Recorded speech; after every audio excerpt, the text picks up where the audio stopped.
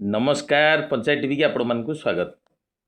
IAS officer Dhiman चकमा वर्तमान मोदी एवं मोहन माझी को चकमा देखई पुणी थे चाकरी रे जॉइन कर प्रमोशन रे 10 लाख टका लांच नहीं धरा पड़ी जेल जाइथिले चाकरी सस्पेंड होते हेले आमर दक्ष मोहन माझी एवं मोदी जी की कही खाइबिनी कि क्या खुआई देविनी तांकर माने समय रे बा तांकरी वर्तमान शासन समय रे चकमा समस्त को चकमा देखई पुणी चाकरी रे जॉइन करछंती।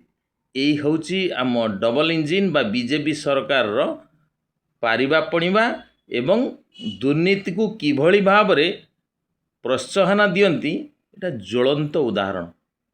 आउ एबे भी सुधा सरकारी कर्मचारी माने जानी रखंतु आदौ दुर्नीति कले टेंशन नवार नहीं धरा पड़े सस्पेंड हे पुणी थे जेलू बाहर पर जॉइन करेंगे तेणु नो टेंशन। वर्तमान